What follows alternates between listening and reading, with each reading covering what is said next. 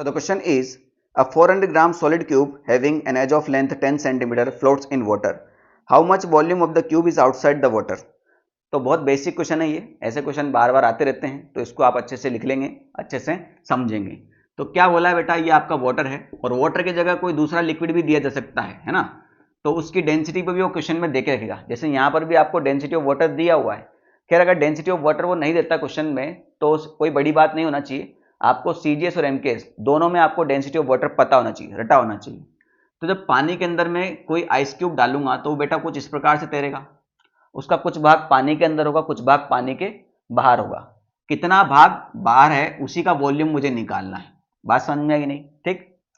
तो law of flotation क्या बोलता है कि भैया ये अगर आइस क्यूब है तो आइस क्यूब क्या करेगा, mg फोर्स नीचे लगाएगा और लिक्विड क्या करेगा, वो अपथ्रस्ट फोर्स ऊपर की तरफ लगाएगा।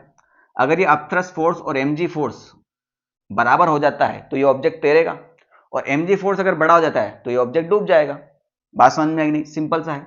तो अपथ्रस्ट फोर्स का फॉर्मूला क्या होता है, ये होता है v rho g is equal to mg। g से g खत्म हो जाएगा। अब यहां पर इन फॉर्मूलाज के अंदर जो टर्मिनोलॉजी होती है वो आपको पता होना चाहिए, अदरवाइज यहां पर आप गलती करने के 101% चांस है आपके। यहां पर जो v है, देखो अपथ्रस्ट फोर्स कौन लगा रहा है, लिक्विड, तो ये डेंसिटी किसकी होगी, लिक्विड की। वॉल्यूम किसका होगा, लिक्विड का? नहीं, ये वॉल्यूम है तो लिक्विड का, मगर कितना, जितना बॉडी ने लिक्विड डिस्प्लेस किया है या फिर जितना बॉडी लिक्विड के अंदर सबमर्ज है। यानी जो यहां पर मैं v लिख रहा हूं ना, ये जितनी बॉडी अंदर है ना उसका वॉल्यूम है। तो अगर इसका वॉल्यूम निकल के आ गया तो बेटा इसके टोटल वॉल्यूम में से ये वाला वॉल्यूम घटा देंगे तो ये बाहर जो वॉल्यूम है वो आ जाएगा। बस सिंपल हो गया, काम खत्म। तो ये वॉल्यूम इनसाइड लिख देते हैं इसको हम, है ना, तो ये भी वॉल्यूम सबमर्ज लिख दो। तो वॉल्यूम सबमर्ज या इनसाइड कितना आ जाएगा आपका, मास डिवाइड बाई डेंसिटी। तो मास ऑफ क्यूब कितना है, 400 ग्राम, तो इसको 400 डिवाइड बाई 1000 कर देते हैं, और डेंसिटी आपकी ऐसा उसमें ही दे रखी है 1000 kg पर मीटर क्यूब।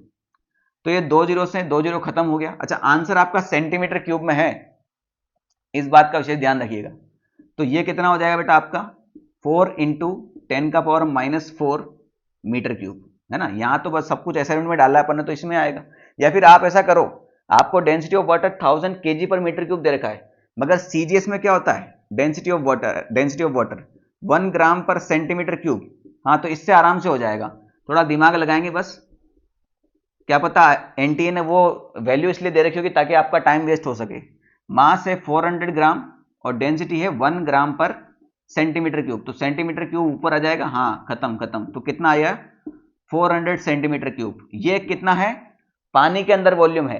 अब इसका क्यूब का जो एक साइड है वो 10 सेंटीमीटर दे रखा है, तो पूरे क्यूब का वॉल्यूम कितना आ जाएगा, फुल क्यूब का वॉल्यूम कितना आ जाएगा, एल क्यूब, यानी 10 सेंटीमीटर का क्यूब, यानी कितना आ जाएगा आपका 1000 सेंटीमीटर क्यूब।